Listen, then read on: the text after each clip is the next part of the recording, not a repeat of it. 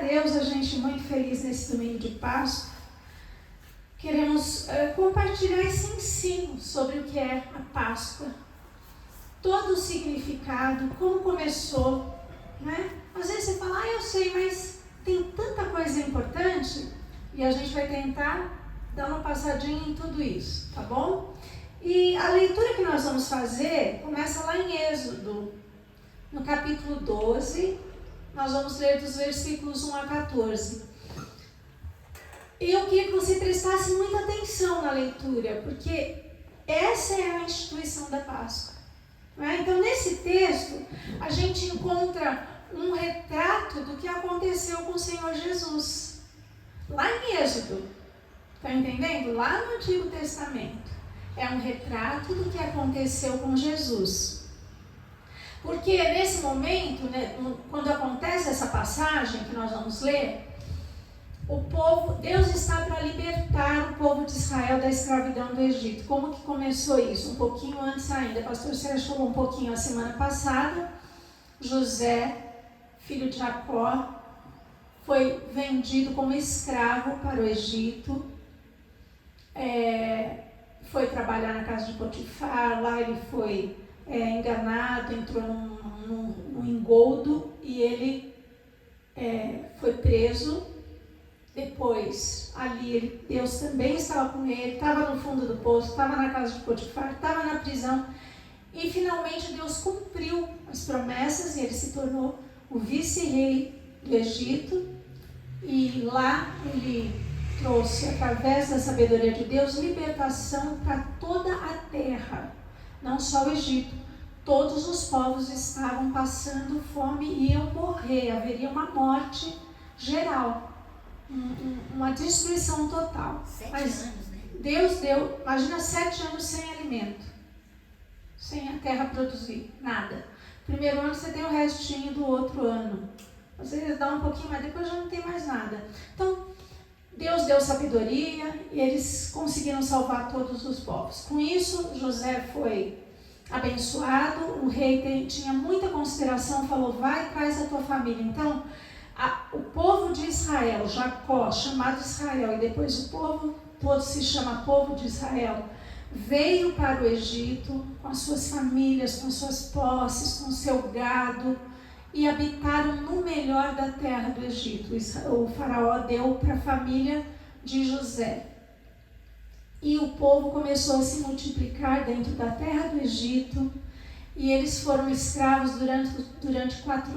eles habitaram o Egito durante 400 anos, 440 mais precisamente. O que acontece é que, ao longo dos anos, eles começaram a crescer, os faraós, aquele faraó já não estava mais vivo, e eles tinham medo de que o povo crescesse tanto que acabasse dominando o Egito. Então eles subjugaram o povo de Israel. O povo de Israel se tornou escravo na terra do Egito e começou a trabalhar para o faraó, fabricando tijolos para as construções faraônicas, né, que a gente vê até hoje algumas coisas, né, nas ruínas e etc. Bem, o que acontece é que o povo, depois de trabalhar todo esse tempo e como escravo, subjugado, e quando eles reclamavam, piorava ainda o trabalho, a opressão, eles começaram a pedir a Deus libertação, libertação. Moisés, que tinha sido também libertado, né, quando foram mortos os primogênitos, porque o povo estava crescendo e eles queriam diminuir o povo de Israel. Então eles mandaram matar todos os meninos que nasciam para diminuir a força. Moisés era uma dessas crianças que Deus já tinha escolhido, foi liberto, foi criado dentro dos palácios de Faraó, mas quando se tornou um adulto, saiu de lá, fugiu de lá, por tudo que vocês já sabem, né? Ele acabou matando um egípcio, e aí ele se escondeu, mas Deus chamou Moisés e falou, você vai libertar o meu povo, vai e liberta o meu povo. Então agora, esse é o momento em que Deus vai libertar o seu povo. Amém? Depois de tudo isso que aconteceu, que levaram muitos anos, mas agora Faraó, Deus vai libertar o seu povo da opressão de Faraó. E começam a vir as pragas sobre o Egito. Então foram 10 pragas. A praga da água que virou sangue, dos gafanhotos, das trevas, dos piolhos e assim vai. E a última praga era a praga da morte de todos os primogênitos. Mas eles não sabiam o que ia acontecer. Eles não sabiam que era essa a praga, porque ninguém sabia o que acontecia. Na hora que Deus fala para Moisés, estende a tua mão e fala. E Moisés fazia e acontecia. Depois Deus dizia, quando o faraó se arrependia mais ou menos, e falava, tá bom, vou deixar vocês irem adorar a Deus. Ele parece que se arrependia, Moisés pedia e a praga ia embora. As pragas duravam, as 8 primeiras pragas, 2 semanas, segundo os anais judaicos. Olha que absurdo. 2 semanas, você imaginou 2 semanas com tudo na escuridão? Só as duas só últimas. Com piolho, só com gafanhoto comendo tudo. Você imaginou 2 semanas, bicho entrando na sua casa? Cada praga, 2 semanas. E aí a outra... E cada praga, é que eu não quero entrar nesse detalhe, por quê? Porque nós vamos dali para frente, né? Mas cada praga do Egito, ela mostrava que o poder de Deus era muito maior do que o poder dos deuses que eles idolatravam. Essa era a grande questão, porque elas eram relacionadas ao que eles acreditavam que os seus deuses tinham poder para fazer. Então, quando vinha uma praga, ela era relacionada a uma divindade egípcia. Mas Deus mostrava, não, olha aqui, eu mando em tudo isso, eu ponho e disponho, né? Eu faço e desfaço. E assim foi. Ia chegar a 10ª praga. Então, chegou o momento de Deus libertar o seu povo do Egito. E aí, então, nós vamos ler Êxodo 12, versículos 1 a 14, diz assim, o subtítulo desse texto diz, a instituição da primeira Páscoa. Então, até então, existia Páscoa? Não. A Páscoa começou aí. Amém? E falou o Senhor a Moisés e a Arão na terra do Egito, dizendo, este mesmo mês vos será o princípio dos meses. Este vos será o primeiro dos meses do ano. Falai a toda a congregação de Israel, dizendo, aos 10 deste mês, tome cada um para si um cordeiro segundo as casas dos pais, um cordeiro para cada casa. Mas se a família for pequena para um cordeiro, então tome um só com seu vizinho perto da sua casa, conforme o número das almas, conforme o comer de cada um, fareis a conta para o cordeiro. O cordeiro ou cabrito será sem mancha, sem mácula, um macho de 1 ano, o qual tomareis das ovelhas ou das cabras, e o guardareis até ao 14º dia deste mês. E todo o ajuntamento da congregação de Israel o sacrificará à tarde. E tomarão do sangue e poloão em ambas as ombreiras e... Cadê aqui? Perdi o texto. E na verga da porta. Ombreiras, né?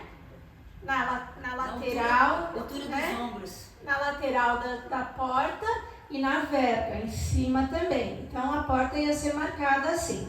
Pastora, eles depois descia reto e molhava na bacia. E isso faz o sinal da cruz. Sim, é verdade. Nas casas em que o comerem. Então, onde estava sendo feito esse ritual, essa celebração, estaria marcada a porta com o sangue daquele cordeiro. E naquela noite comerão a carne assada no fogo, com pães asmos, com ervas amargosas a comerão. Não comereis dele nada cru nem cozido em água, senão assado ao fogo, a cabeça com os pés e com a fressura. E nada dele deixareis até pela manhã, mas o que dele ficar até pela manhã queimareis no fogo. Assim, pois, o comereis, com vossos lombos cingidos, os vossos sapatos nos pés e o vosso cajado na mão, e o comereis apressadamente. Esta é a Páscoa do Senhor. Então, parando aqui um parênteses, como que era para comer a Páscoa? Como quem está partindo. como quem está indo embora. Cingidos, com a roupa cingida, tem uma maneira que eles usavam a roupa quando eles iam caminhar. Eles puxavam o vestido que era comprido, os homens usavam túnicas. Mas quando eles iam caminhar, eles puxavam e amarravam. Então, essa era a maneira como eles tinham que estar vestidos para comer a Páscoa. Prontos para cair fora. Prontos para saírem, para marcharem, para caminharem. Então, as instruções foram todas assim, específicas.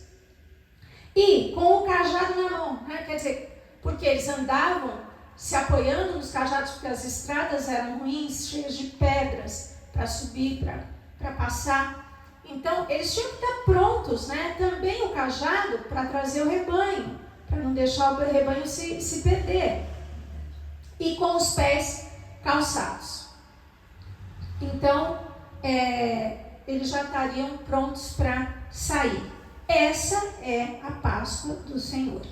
E eu passarei pela terra do Egito essa noite e ferirei todo o primogênito na terra do Egito, desde os homens até os animais, e sobre todos os deuses do Egito farei juízo. Eu sou o Senhor, e aquele sangue vos será por sinal nas casas em que estiverdes. Vendo eu sangue, passarei por cima de vós, e não haverá entre vós praga de mortandade, quando eu ferir a terra do Egito.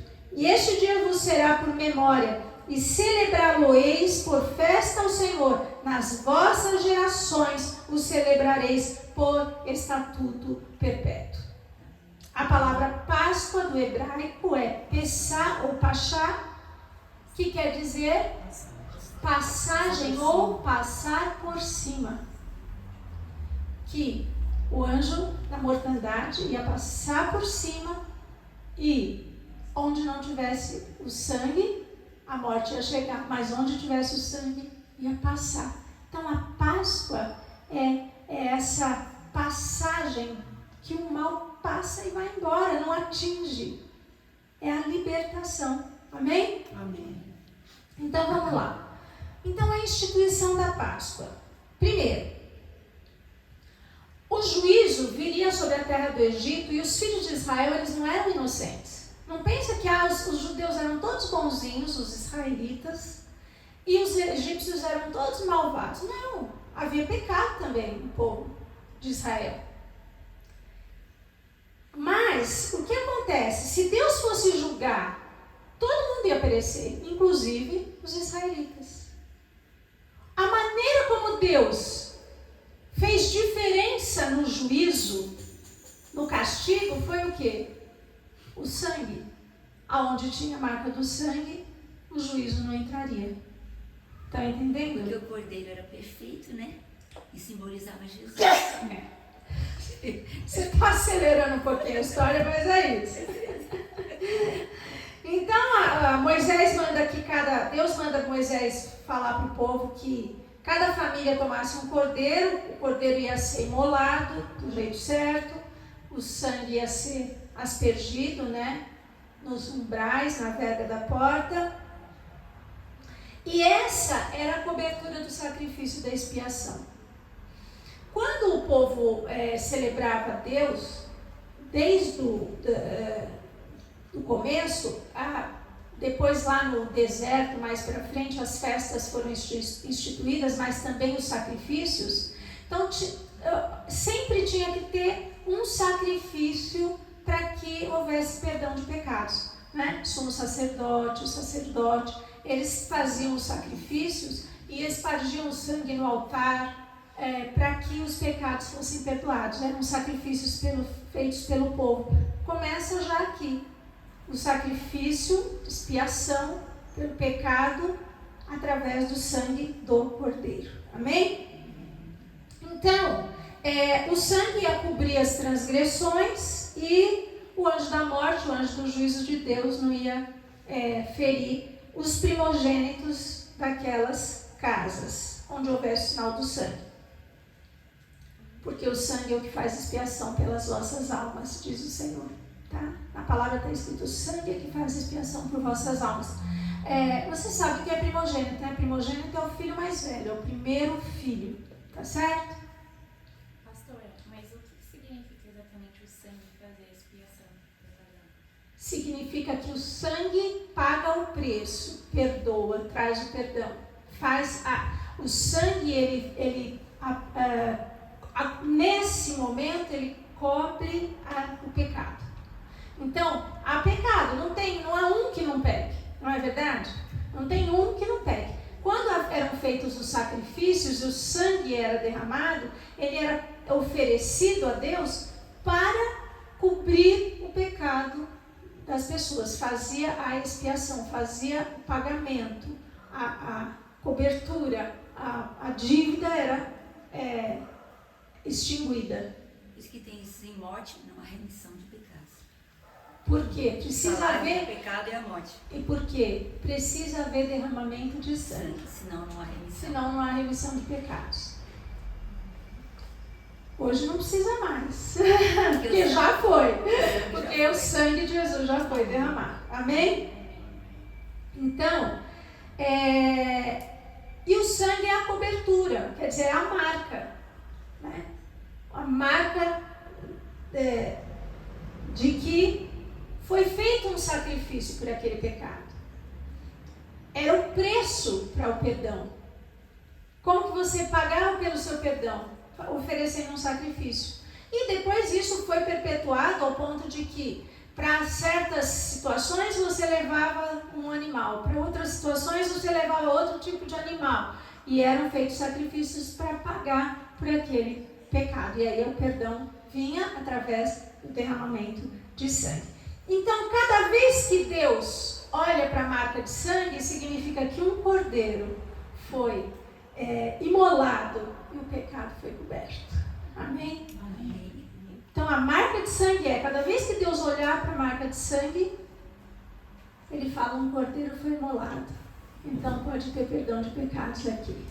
É por isso que nós precisamos ser lavados pelo sangue de Jesus Cristo. Amém? Amém. Porque aí Deus olha para nós e diz assim, o Cordeiro de Deus foi imolado e aí eu posso derramar o meu perdão por causa do sangue de Jesus Cristo. Amém? Amém.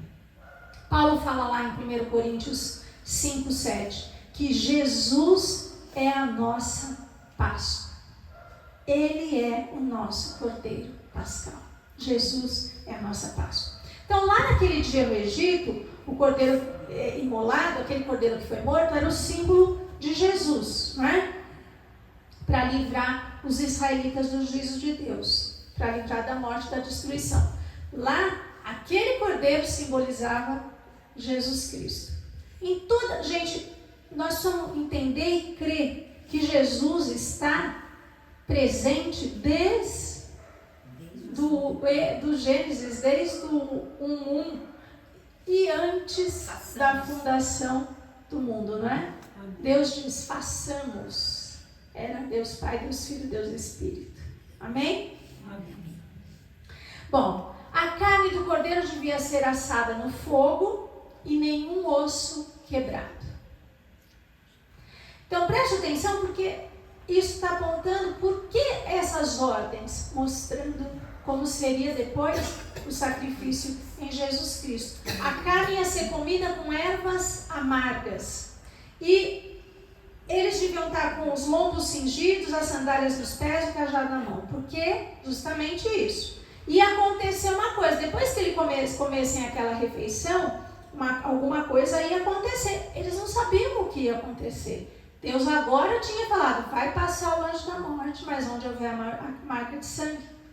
Agora você imagina, você está dentro de casa, fazendo aquela refeição, pronto para partir, e você não sabe o que vai ser a desgraça. Foi uma desgraça total, né?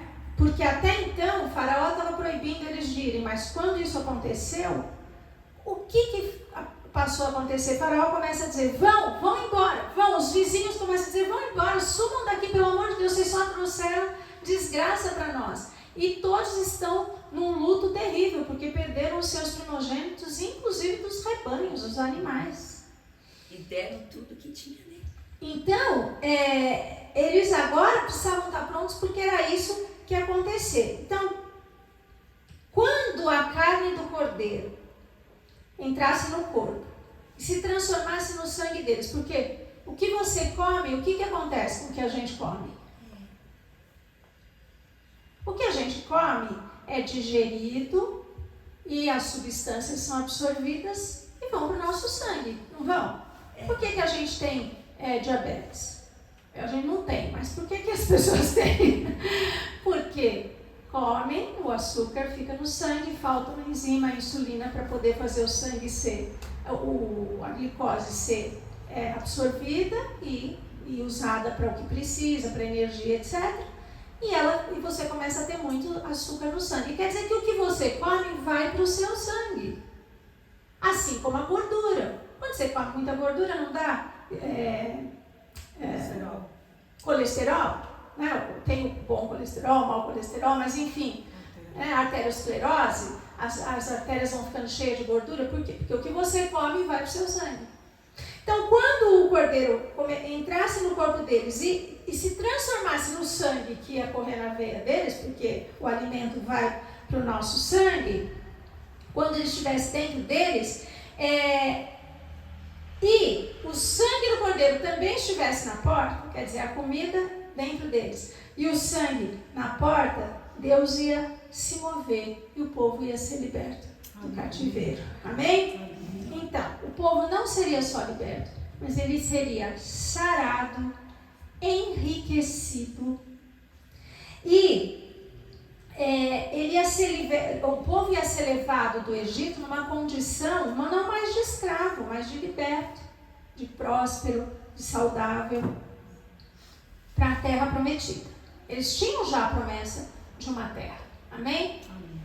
Bem, eles eram mais ou menos cerca de, um cálculo mais ou menos, né? 3 milhões de pessoas, ou até um pouco mais, dizem mais. Por quê? Porque Deus, a Bíblia diz que eles saíram de lá em 600 mil homens acima de 20 anos capazes de guerrear.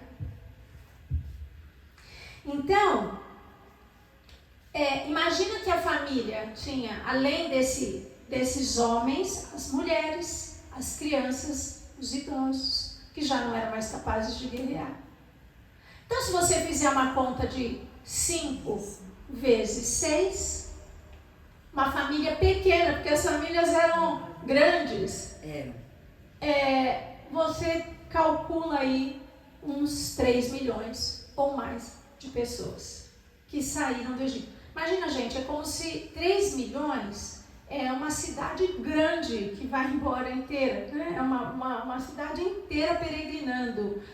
Eu não sei que cidade aqui no Brasil tem mais ou menos essa população, alguém sabe? 3 Campinas. Hã? 3 vezes Campinas. 3 vezes Campinas. É isso? Campinas tem 1 milhão? Mais ou menos? Mais ou menos. 3 Campinas? 3 Campinas, que a gente falou, Campinas é uma cidade grande. Já imaginou? O povo inteiro, 3 vezes essa população saindo para ir embora do país, né? Bom, como que eles viviam? Eles eram escravos, derrotados, eles viviam na lama, gente. Eles viviam fazendo barro. Literalmente, porque eles faziam tijolos, tá certo? Trabalhavam lá. E provavelmente doentes, gente, porque quem trabalha desse jeito, provavelmente fica muito doente, né? Nesse tipo de trabalho. E eles eram pobres porque eram escravos. Agora, Deus disse, preparem-se, porque quando o cordeiro for imolado, a situação vai mudar. Fiquem prontos, porque a situação vai mudar. Então, eles comem preparados. Eles estão prontos para partir, tá certo? Cada vez que você chega na mesa do Senhor, presta atenção. Vem para essa mesa cingido, com os pés calçados, pronto para partir. Para onde? Para a glória, para a eternidade, para a terra prometida. É assim que a gente toma ceia. A gente vem à mesa do Senhor celebrando a Páscoa. Cada ceia é uma celebração da Páscoa. E a gente tem que tomar a ceia e sair daqui pronto para morrer. Essa que é a verdade. Eu sempre falo isso, a gente acha o céu maravilhoso, ninguém quer morrer, né? Mas, porque a gente ainda quer fazer isso, quer fazer aquilo, porque essa é a vida que a gente conhece.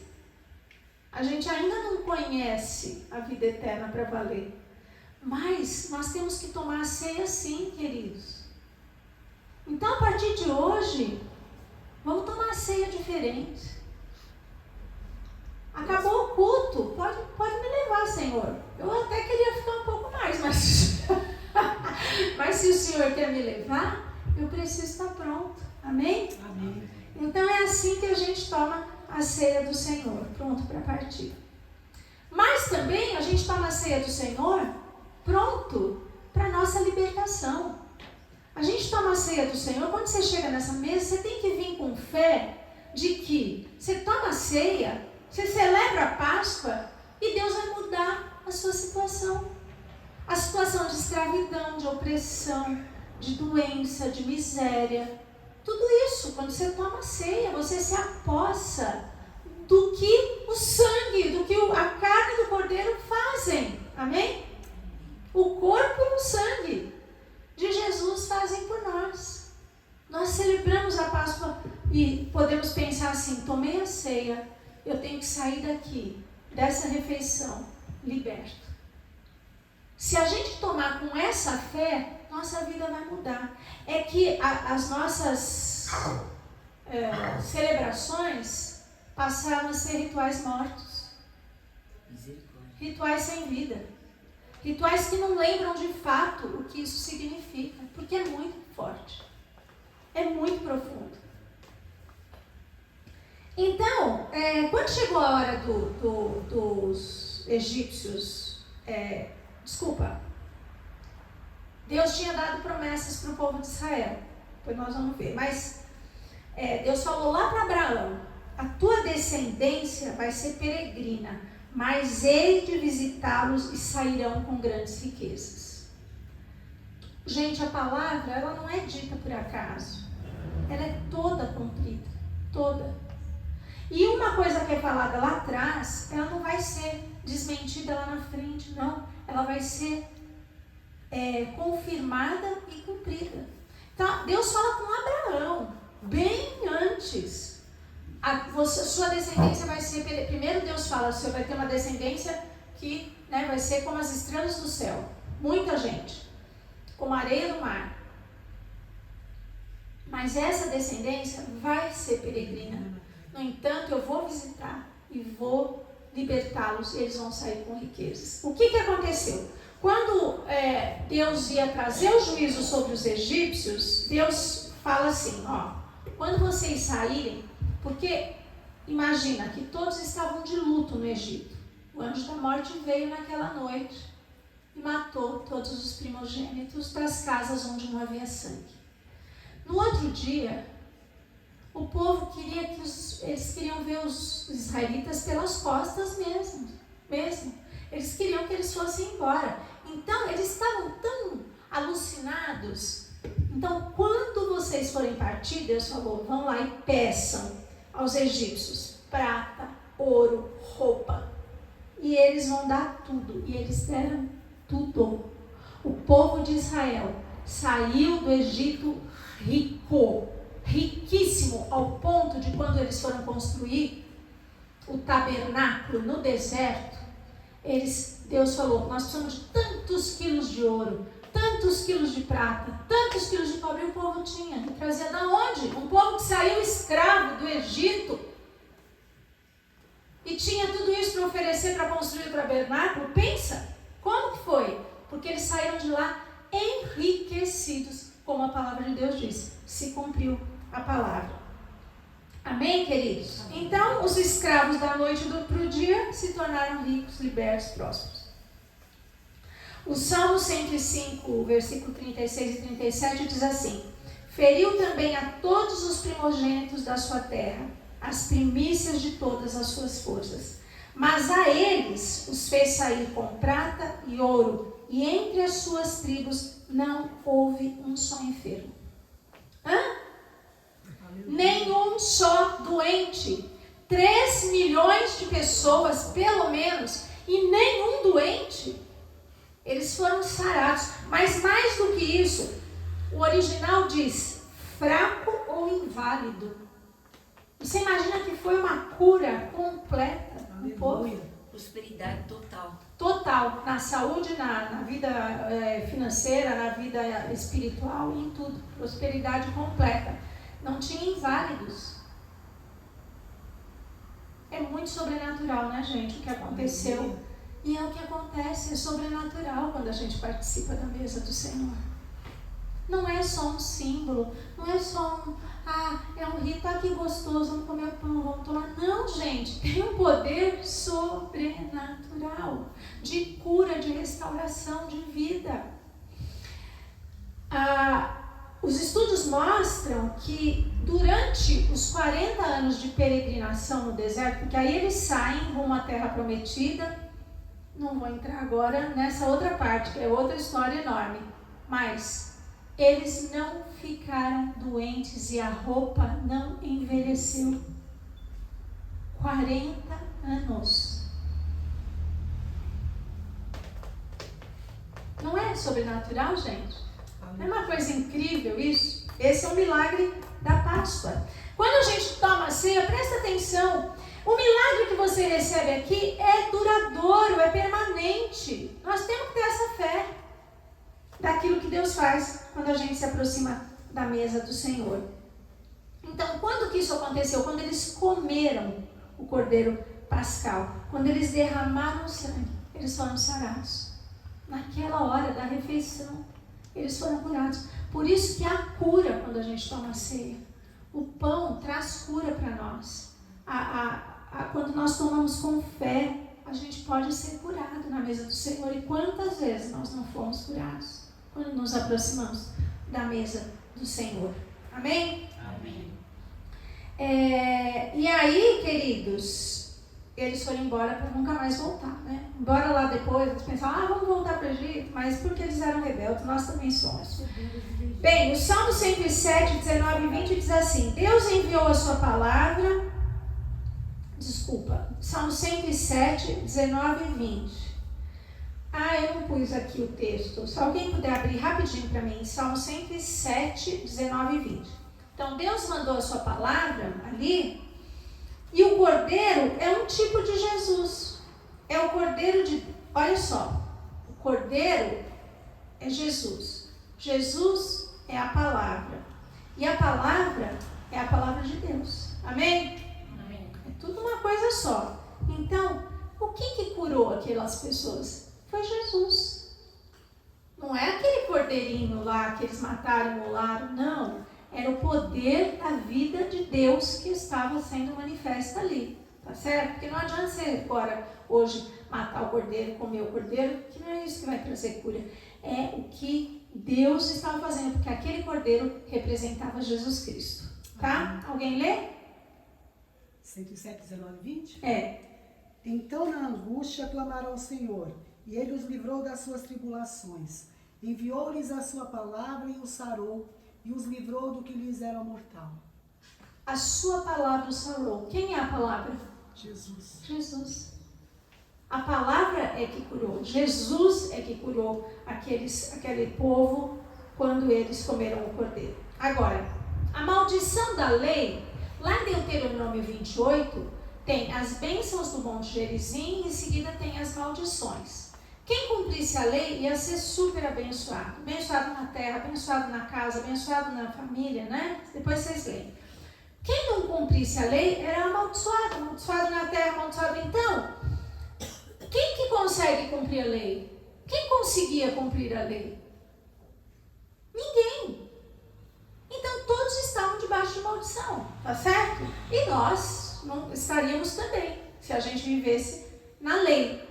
Então, a maldição da lei é o quê? É morte, é derrota, é doença. Se você vai ler lá, você vai ver. E é pobreza. Mas quando o cordeiro é imolado, tem duas coisas que estão presentes: o sangue e a carne, né? O corpo e o sangue. A carne é para os benefícios físicos. Então, a comida foi para fortalecer o corpo. E com a força daquela comida, eles marcharam no deserto até que Deus deu maná. Olha que coisa interessante. Com a força daquela comida. Então, queridos, como nós podemos ser fortalecidos na mesa do Senhor? como nós podemos ser abençoados, né? Por isso nós aqui celebramos a ceia todo mês, e eu creio, né, que a gente é abastecido até a próxima, né? Para você vir e se abastecer. Por isso que é tão importante a ceia. Eu venho falando isso já há uns 2 meses ou 3. Não falte no culto de ceia. Não perca o culto de ceia.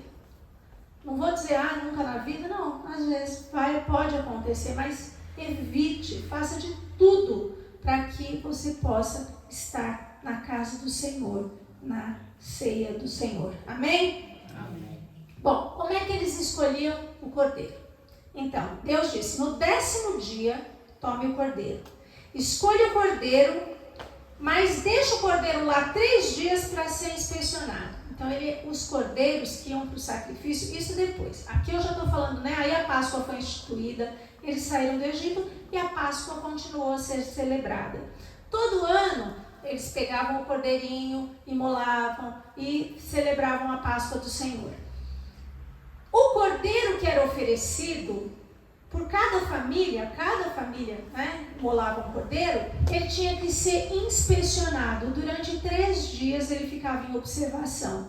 E os sacerdotes viam se ele era sem mancha, sem mácula, se ele era próprio para o sacrifício, perfeito. Então, no 10º dia eles separavam os cordeiros. No 11º, 12º, 13º, eles eram examinados, 3 dias completos.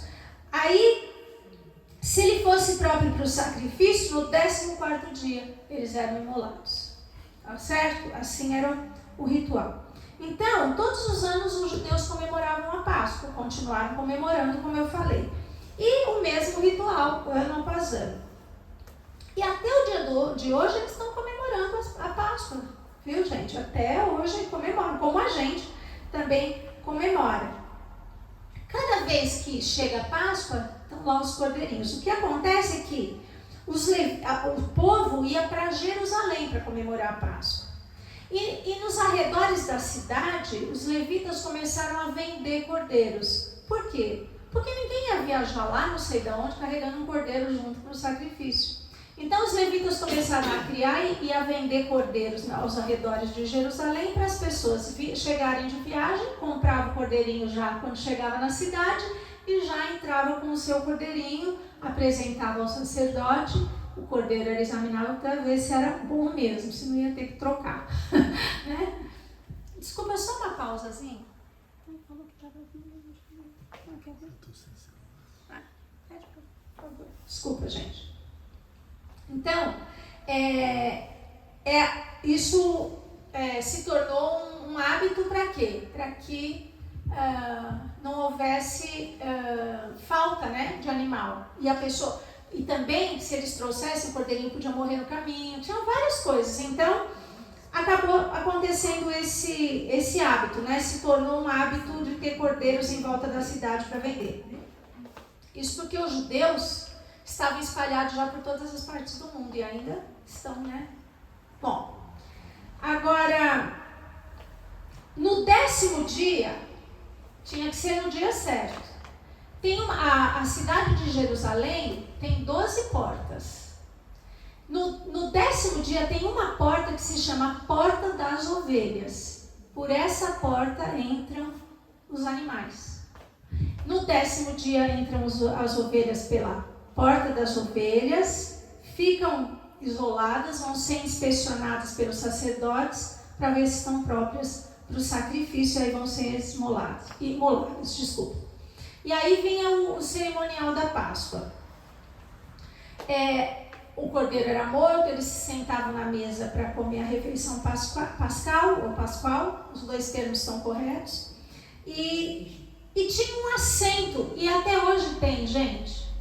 Eles preparam a mesa e tem um assento, uma cadeira que ninguém senta, que ela é separada para o Messias. Olha. Eles celebram a Páscoa assim. A cadeira é separada para o Messias. E eles põem, eles trazem os pães, 3 pães no saquinho. É o pão de Abraão, o pão de Isaac e o pão de Jacó. E o cálice é emborcado, né? É virado com a boca para baixo e não tomam naquele cálice, porque aquele cálice é o cálice do Messias. Nossa, pode.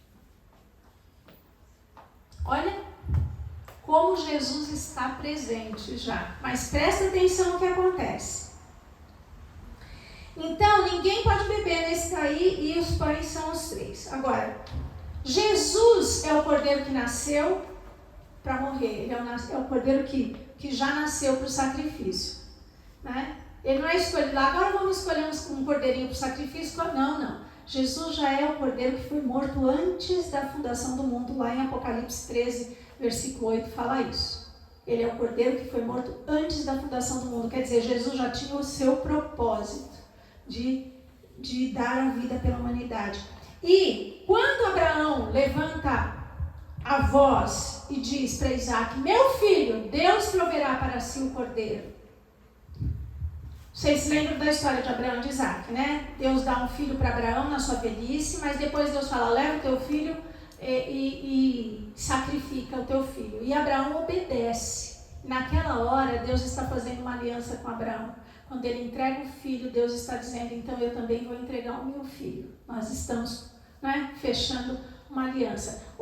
Houve um outro momento em que Deus faz aliança com Abraão, em que é morto um animal e Deus passa com uma labareda de fogo entre as partes do animal e consome aquele sacrifício, e é feita uma aliança entre Deus e os homens. Uma aliança com Abraão e com toda a sua descendência. Mas, nesse momento, Deus está se comprometendo: Abraão, como você não me negou teu filho, eu não vou negar o meu filho, já dei o meu filho. Ele já tinha esse plano, tá certo? Então, quando Abraão fala isso, Deus proverá para si o cordeiro, ele estava já dizendo que o Filho de Deus seria o cordeiro que viria para ser colocado no altar e verter o sangue. Então, quando Deus introduz na terra o seu filho, ele está dizendo assim: este é o meu filho que eu prometi que ia dar. E quando João está batizando Jesus, o que acontece? Este é meu filho amado. Comprovando de que Jesus era o filho prometido, o cordeiro prometido. E João também declara, Deus ordena e João declara: esse é o cordeiro de Deus que tira o pecado do mundo. Gente, não tem uma falha, não falta nada. É perfeito o que aconteceu em Jesus desde a instituição da Páscoa. Então, este é meu filho, o filho que Deus prometeu que ia entregar. Esse é o Cordeiro de Deus que tira o pecado do mundo. Todos os tipos de sacrifício do Antigo Testamento se cumprem em Jesus Cristo. Todos os sacrifícios, quando Jesus é o Cordeiro que é sacrificado, todos os tipos de sacrifícios que eram feitos já estão cumpridos. Então, Jesus, no seu ministério, ele foi examinado durante 3 anos completos pelos sacerdotes, pelos escribas, pelo povo. 3 anos. Examinado, né? Questionado. Será que é? Será que não é? Será que é esse o cordeiro? 3 dias, 3 anos completos, Jesus foi examinado. E ninguém jamais encontrou falta alguma em Jesus. Ninguém. Os discípulos andaram com ele, dormiram com ele, moraram com ele, viajaram com ele, comeram com ele. Não viram falta alguma. Eles diziam assim: não há dolo algum nele.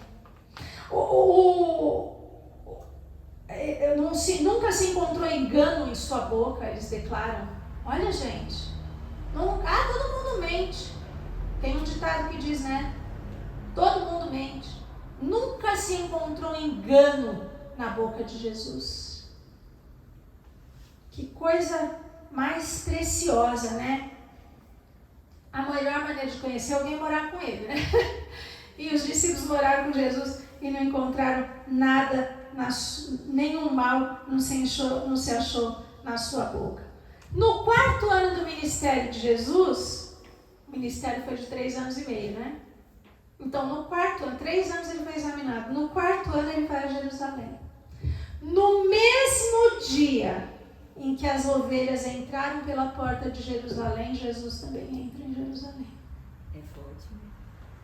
No mesmo dia em que entra a ovelha, os cordeiros para o sacrifício, Jesus entra em Jerusalém.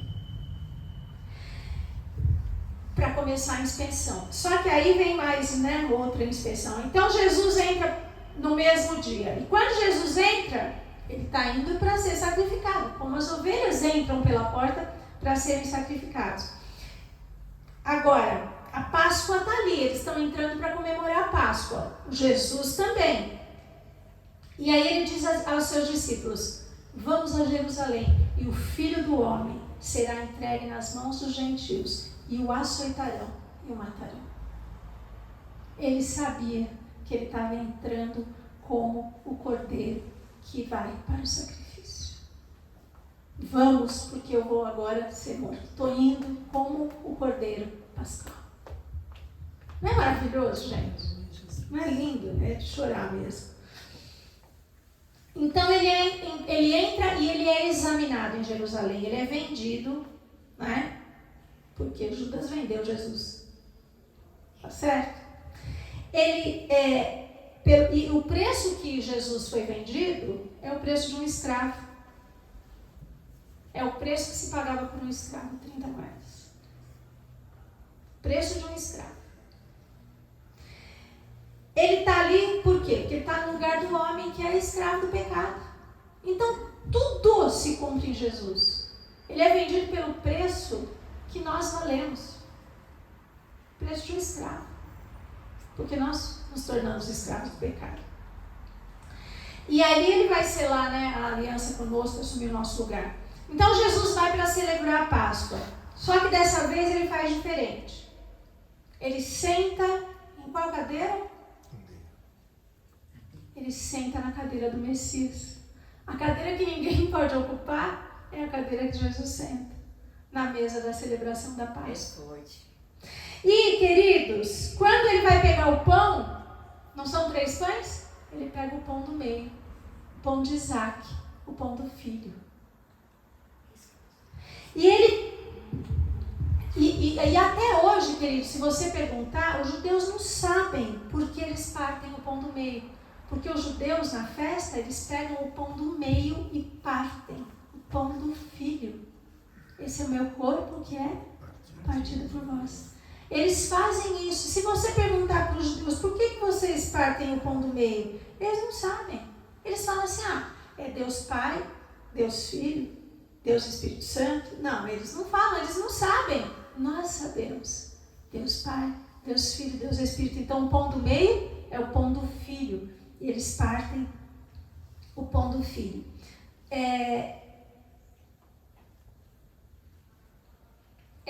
Cada vez que o pão é partido na Páscoa, é uma lembrança de que o Filho de Deus vai ser partido por nós, né? E este é meu pão. E este é meu pão. Tua vontade feita em mim. Acho que não vai dar, Sérgio. Fica aí.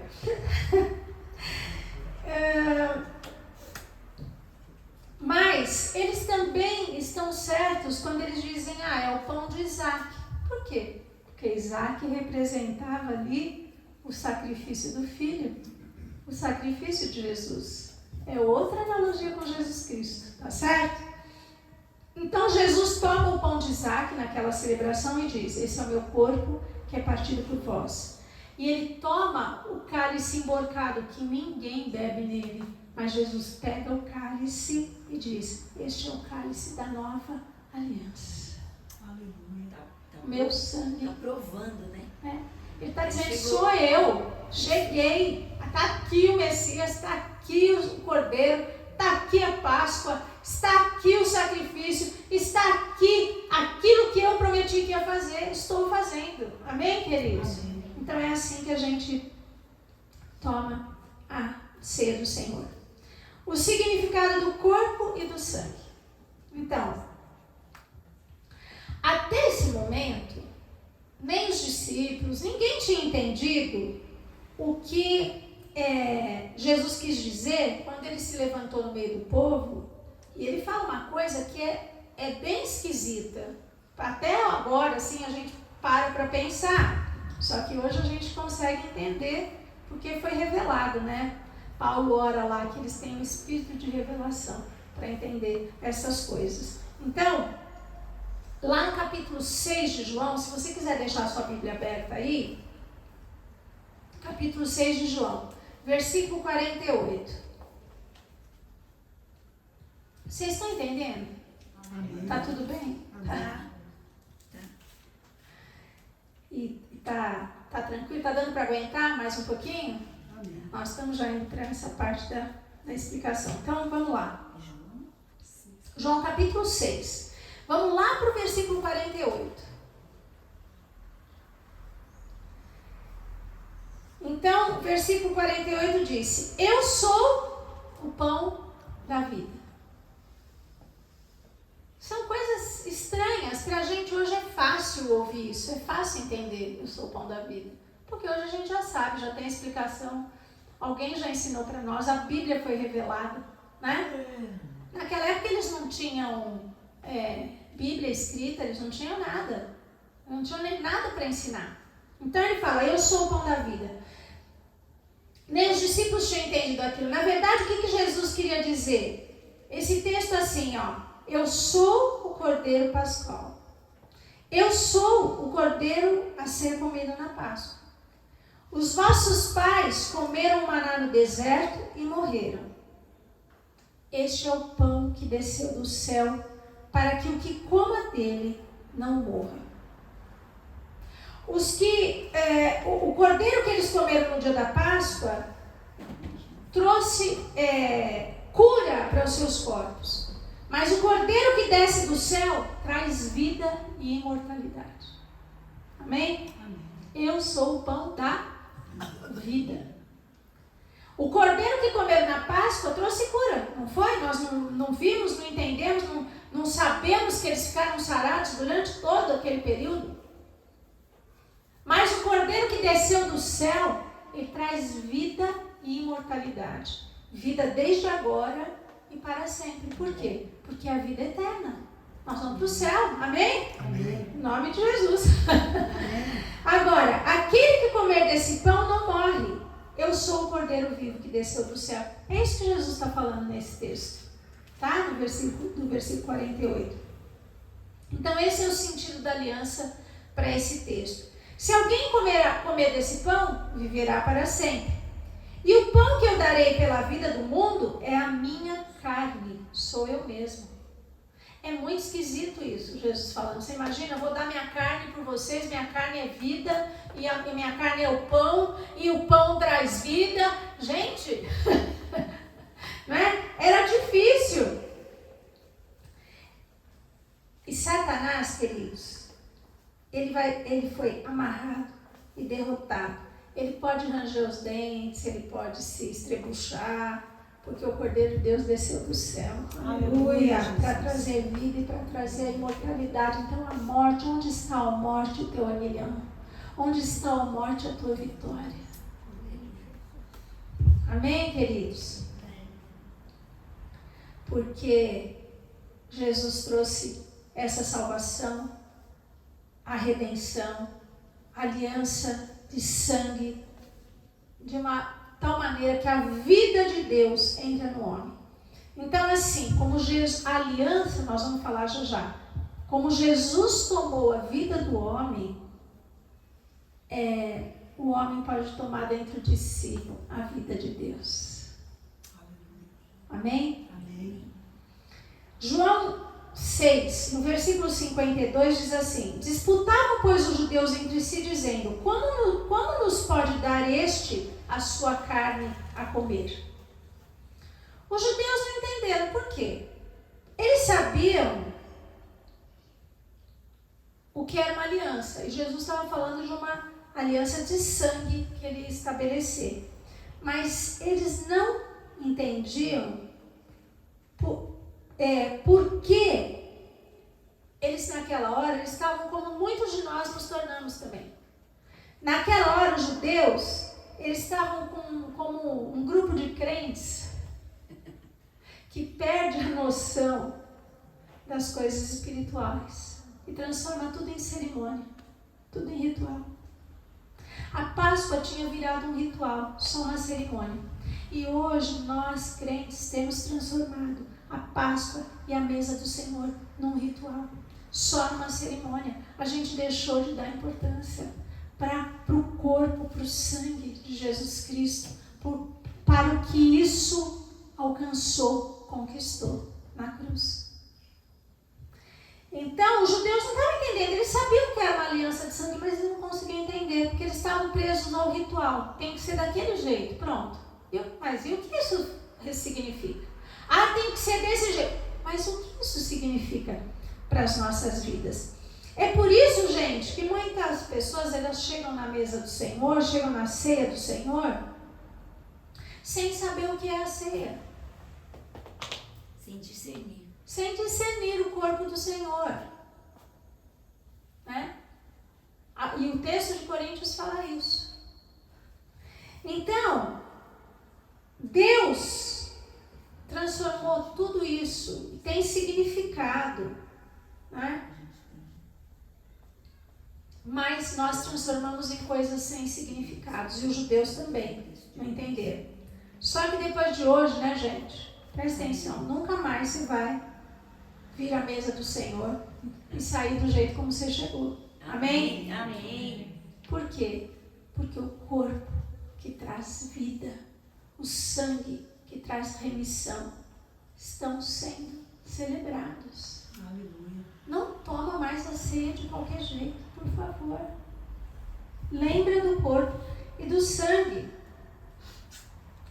Você, cada vez que faz isso, você está confirmando, ratificando a aliança de Deus através do sangue de Jesus Cristo. A aliança que Deus fez com os homens através do sangue de Jesus. No versículo 53, Jesus, pois, lhes disse, na verdade vos digo. Em outras palavras, né, ele estava dizendo assim, a menos que vocês quebrem a aliança, então ele está dizendo, se não comerdes a carne do Filho do Homem, e não beberdes o seu sangue, não tereis vida em vós mesmos. Porque a vida está no sangue, né, gente? Agora, ninguém está mandando praticar canibalismo. Por isso que muitas vezes a gente não consegue. Imagina Jesus falando isso naquele momento. Se vocês não comerdes a carne, não beberdes o sangue, eles ficaram olhando, falando, esse homem, ó, pirou, né? Está querendo ensinar o canibalismo para nós. Mas ele está dizendo assim, eu sou a vida. E a aliança significa exatamente isso. Meu sangue, quando entra em você, no seu sangue, se mistura, e as nossas vidas também se misturam. Amém? Jesus quer dizer aqui que se a gente quebra a aliança, a gente não tem vida. Por isso que a gente tem que se preparar e tomar a ceia. Por isso que o texto diz, examine-se, pois, o homem, e assim coma e beba. Não é para se examinar e falar assim, não estou em condições. E não toma e vai embora. No outro mês, não estou em condições. A Bíblia fala, examine-se e assim coma e beba. Quer dizer, toma consciência e não quebra a aliança, mas vive a aliança e vive o poder da aliança. Aleluia. O versículo 54 diz, quem come a minha carne e bebe o meu sangue tem a vida eterna. Vida eterna do grego é zoe, vida de Deus. Então, quem come a minha carne e bebe o meu sangue terá a vida de Deus dentro de si. É isso que Jesus está falando. Ele tem a natureza de Deus, o caráter de Deus, porque ele está comendo, não é? O corpo de Jesus Cristo e é a vida. Jesus é a vida. E o texto continua, e eu o ressuscitarei no último dia. Então, Jesus está dizendo, eu vou te dar um corpo glorificado, como o meu, né, corpo foi glorificado. E quem está em aliança comigo tem o mesmo corpo, porque a gente tem tudo em comum. Amém? Amém. A aliança faz isso. É isso que nós vamos ver agora para estar encerrando. Então, os versículos 55 e 56. Porque a minha carne verdadeiramente é comida e o meu sangue verdadeiramente é bebida. Gente, isso é muito forte. Porque a gente não come carne, a gente não toma sangue. Mas quando a gente come o pão da ceia, e quando a gente toma o cálice, que representam, porque Jesus falou naquela mesa da Páscoa, este é o meu corpo, quando ele parte o pão, e este é o meu sangue, quando ele bebe do cálice.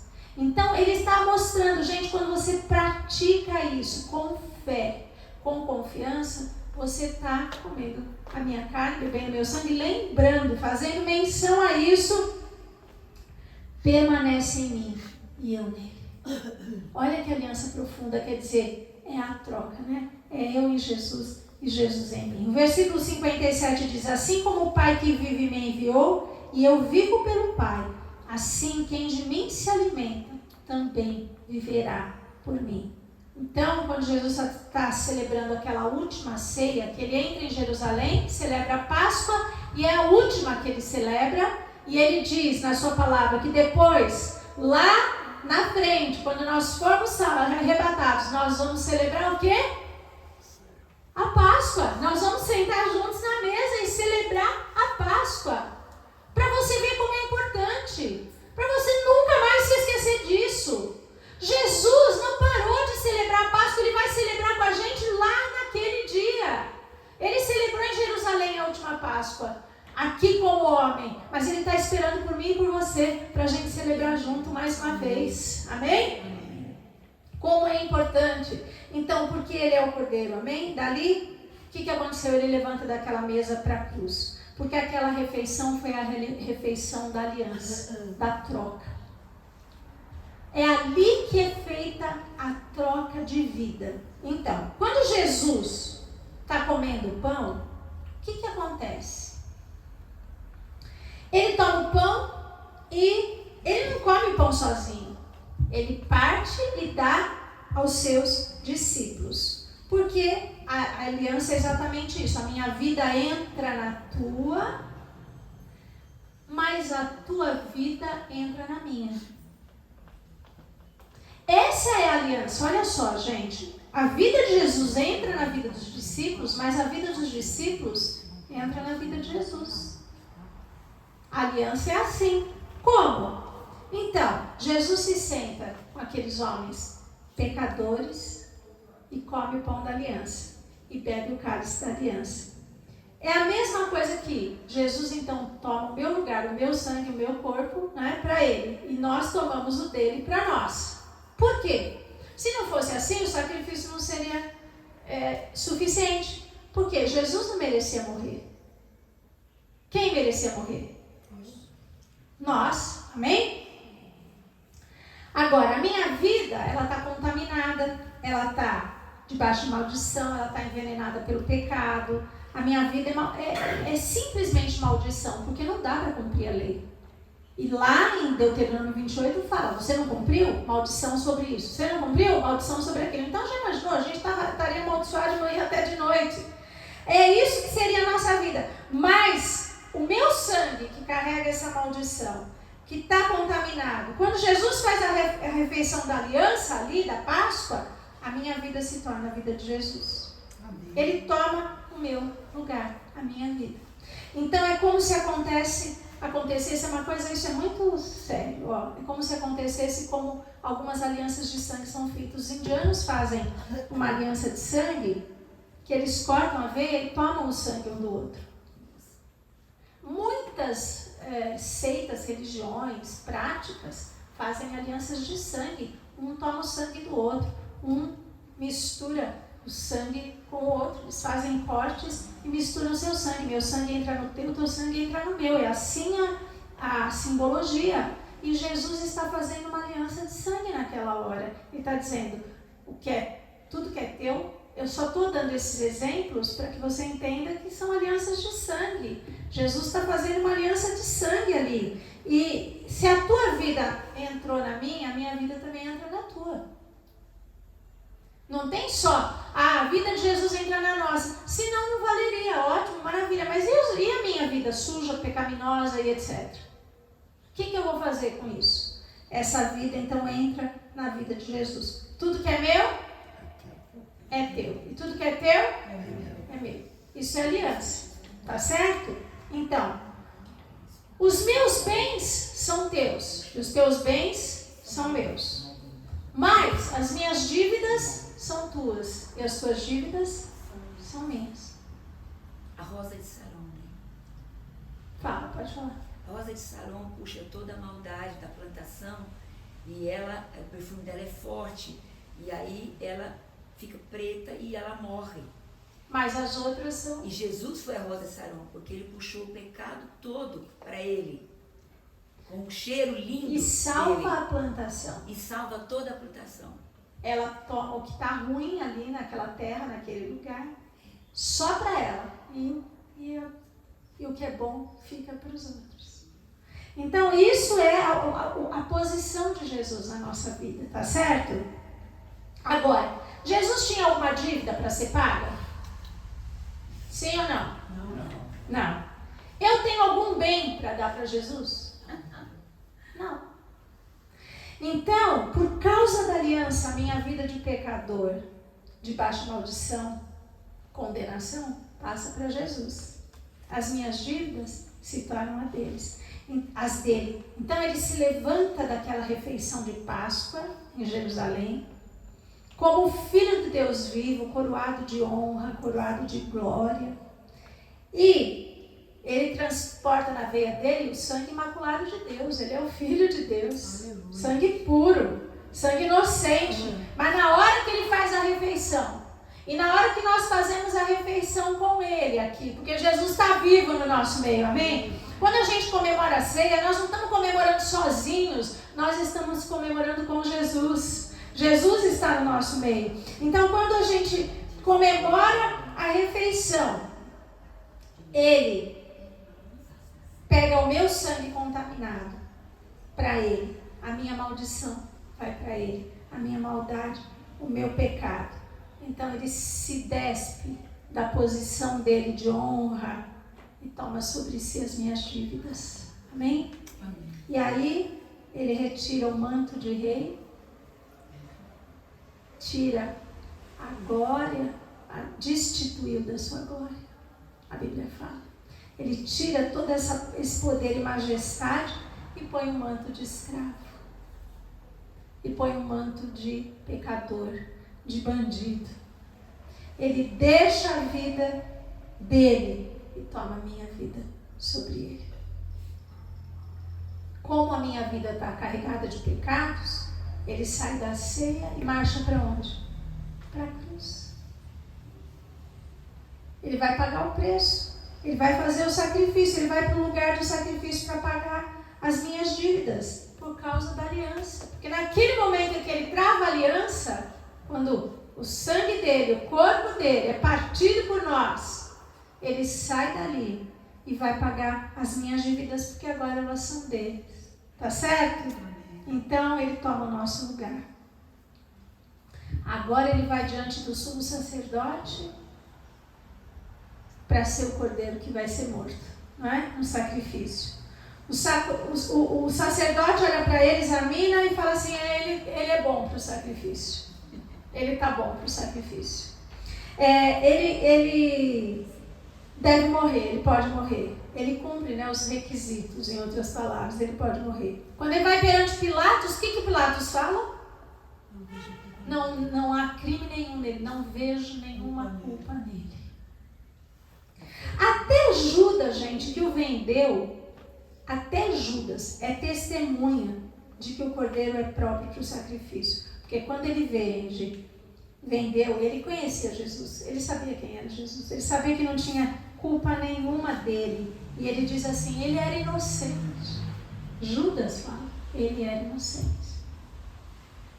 Por isso que ele não suportou a dor de ter entregado, porque ele não estava entregando um malfeitor, ele estava entregando um homem inocente.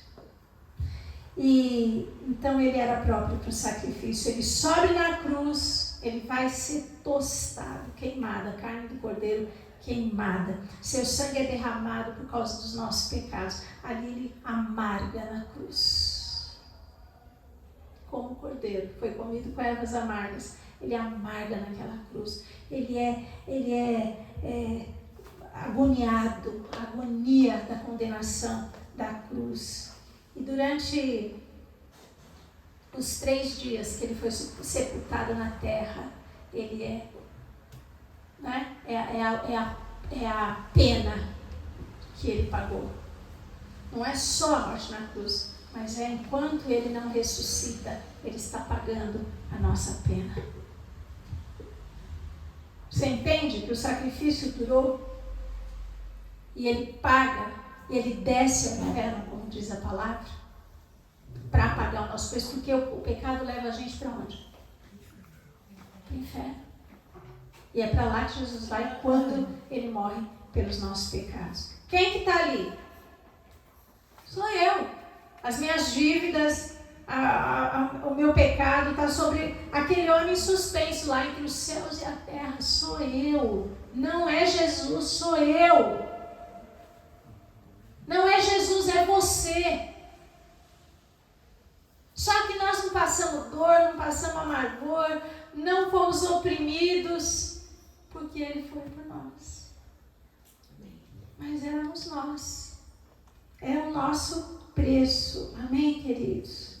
Então quem está ali é o homem pecador, é o homem maldito, é o homem na miséria, na doença, o homem que está longe de Deus. É por isso que Deus vira as costas para Jesus naquela hora. E Jesus diz assim: meu Deus, por que me desamparaste? Por causa do peso do pecado que estava sobre ele. E assim como quando Abraão faz aliança, fica tudo escuro. Quando você lê lá o texto, quando Deus faz aliança com Abraão, lá atrás em Gênesis capítulo 15, se você ler a aliança que Deus, a primeira aliança que Deus faz com os homens, com Abraão, tudo fica escuro e o fogo passa e consome o sacrifício. Assim como naquele dia aconteceu isso, também há trevas. Quando Jesus morre na cruz, tudo se escurece. Há trevas e Jesus fica ali, naquela cruz amargando. Ele é o cordeiro pascal, sacrificado, tostado, queimado, mas nenhum osso do seu corpo foi quebrado. Aleluia. E isso tem uma outra questão, porque quando a pessoa morre, depois de algumas horas, começa a enrijecer, né? Vocês sabem disso. E às vezes, até para um cadáver de uma pessoa que vai para a IML, passa um pouquinho, às vezes para poder vestir a roupa, arrumar, o que eles fazem? Tem que quebrar um osso ou outro para poder pôr na posição. Depende de como a pessoa morreu, às vezes morre num acidente, morre numa coisa, tem que ser examinado e tal. E o osso é quebrado. As pessoas que eram crucificadas, depois de um tempo, eles iam lá e quebravam a perna, quebravam para poder os braços, por quê? Era crucificado assim, a perna assim. Como que eles iam sepultar? Então, eles quebravam para tirar da cruz. Jesus não teve nenhum osso quebrado, porque a palavra disse: nenhum osso vai ser quebrado. O cordeiro pascal não pode quebrar o osso. Amém? Era o símbolo, era Jesus Cristo.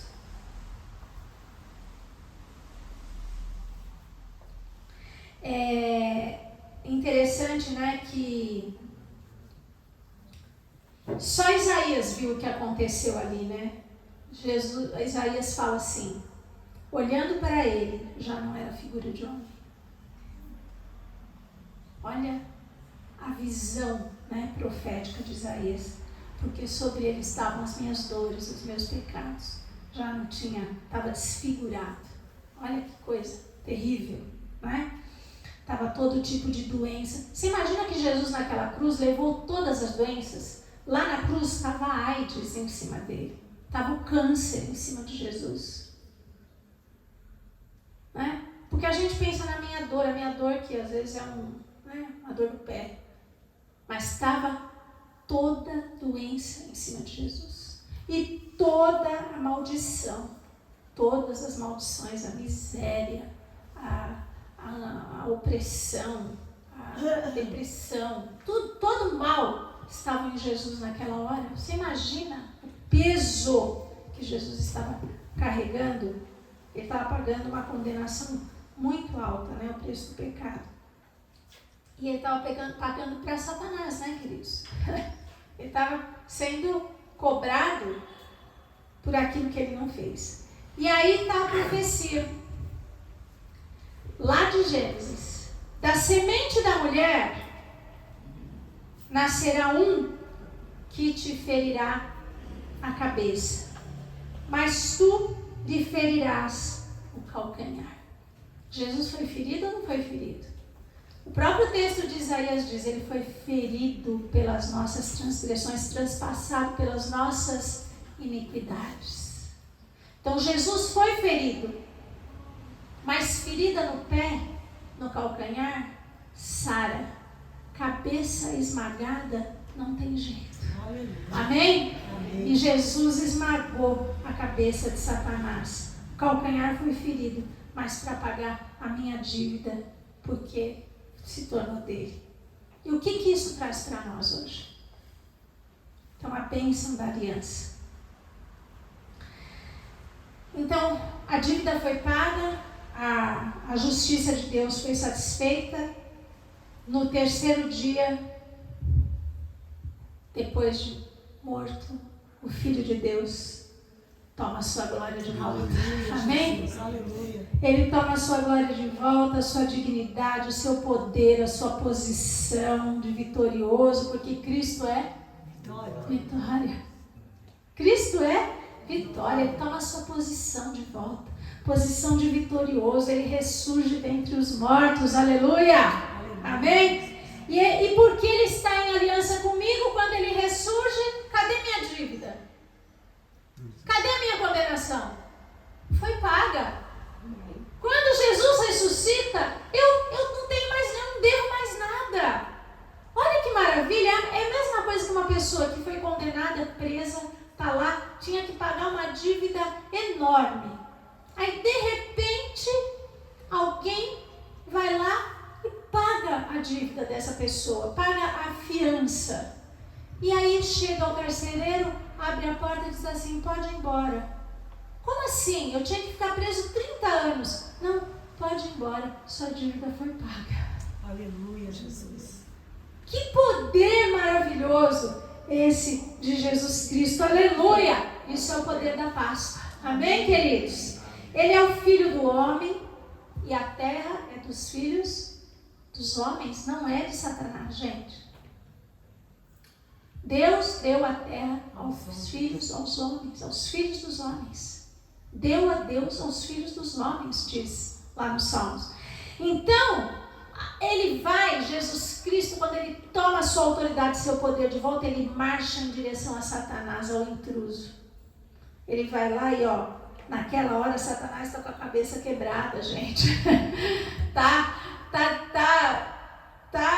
desmantelado. E aí Jesus, e todo o poder de Satanás já foi vencido na cruz do Calvário. Gente, é isso que nós temos que entender. Quando Satanás vem contra a sua vida, contra a sua casa, sua família, sua saúde, sua vida financeira, nós temos que lembrar que o poder de Satanás já foi desbancado. Que Jesus Cristo já conquistou essa vitória. E ele vai na direção de Satanás e arranca das mãos de Satanás as chaves da morte e do inferno. Como dizem, né? Satanás é tão perdido, é tão derrotado, que não tem nem a chave da própria casa. Está na mão de Jesus. Amém? Ele toma as chaves da morte e do inferno, está escrito. E a aliança está estabelecida. Isso é o poder da Páscoa. Amém? Amém. Jesus, nas últimas palavras, ele usa tetelestai, que significa está consumado, a dívida foi rasgada.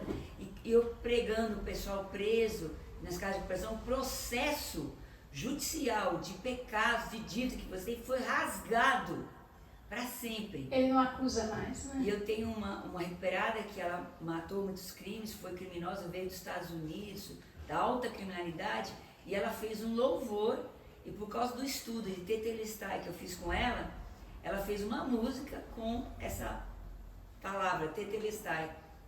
Quer dizer, está consumado. Não tem mais o que... Ele a gente pagou por esquece tudo. do poder dessa aliança. É. A gente esquece que está consumado, foi feito. Então agora Jesus vai ressurreto para Jerusalém e a aliança está para ser completa agora. Amém? Amém. Ele vai, a aliança, ainda falta uma coisinha. O que ele faz? Ele tomou as minhas dívidas, agora ele chega para me dar os seus bens. Agora Jesus começa a entregar os seus bens. E o que é? Eu recebi, ele fala assim, né? Eu recebi o vosso corpo e fui para a cruz. Tá certo? Agora vocês recebam o meu espírito. Aleluia. Agora recebem a minha vida na vida de vocês. A aliança está completa. Um dia te tornaste homem e vieste a terra mudar o rumo da história da nossa vida. A morte que nos esperava já não nos assusta mais. Temores e dores ficaram para trás. A vitória que alcançaste naquela cruz, Senhor, abriu um caminho eterno ao lugar santo de amor. Como sumo sacerdote, intercede junto ao Pai, por teu grande sacrifício, tu compraste a nossa paz. Tua vida se fez minha, e o que é meu se tornou teu. A aliança está completa, temos o Espírito de Deus. Amém? Nossa, quantos anos Deus me deu essa música, eu já nem sei. Nossa, fazia muitos anos que eu não cantava. Você conhecia essa música? É bem antiga. Hã? Como é que é? Eu também sou antigo. Ah, eu também sou antiga, é verdade. É verdade. Isso é o poder da Páscoa, gente. Esse é o poder da Páscoa. Então, naquela hora, a vida de Deus entra nos discípulos e eles nascem de novo. Amém. A vida de Deus brotou no coração deles. Então essa é uma aliança muito superior à aliança de Abraão. Amém? A Bíblia fala uma aliança superior. Não é mais a lei escrita na pedra, mas é a lei escrita no nosso coração, pelo sangue de Jesus Cristo. Agora nós não somos, agora nós somos filhos gerados de novo. Amém? Pelo Espírito de Deus. Isso é o poder da Páscoa. Aleluia. Isso é a Páscoa. Então, queridos, vamos ficar de pé. Cada vez que você chega à mesa do Senhor, você chega para reafirmar Aleluia, Jesus. outra vez, né, que a nossa vida de pecado, de condenação, de derrota, de doença, de pobreza, de morte, foi transferida para Jesus. Está entendendo? Aleluia. Tudo isso já foi transferido para Jesus. Aleluia. E a vida de Jesus, de vitória, de bênção, de prosperidade, de saúde, nos foi dada. Aleluia. Então é por isso que cada um de nós, quando chegamos à mesa, a gente tem que sair da mesa como verdadeiro filho de Deus, como verdadeiro herdeiro dessa promessa. Prontos para quê? Para marchar. Prontos para marchar para a nossa missão. Prontos para marchar para a vida eterna. Prontos para ir em direção ao céu. Tomando posse de tudo que essa aliança traz para nós em Cristo Jesus. Tudo que ela representa para nós. Isso é o poder da Páscoa. Isso é o poder da ressurreição. Amém, queridos? Eu podia falar só sobre a ressurreição, mas a Páscoa é muito mais do que isso. Ela culmina com a ressurreição. Se não houvesse ressurreição também não adiantava nada. Mas que nós possamos lembrar de tudo que isso faz. E que cada vez que a gente vier tomar a ceia do Senhor, a gente lembre da Páscoa. Não é um rito morto, não é uma celebração só porque tem que fazer todo mês, não. É a Páscoa do Senhor. É o corpo, é o sangue que foi partido, vertido por nós para nos salvar. Amém? Venham à mesa da Páscoa. Tira a cadeira, vamos vir para a mesa agora. Nós vamos tomar a Páscoa e a ceia aqui. Pode?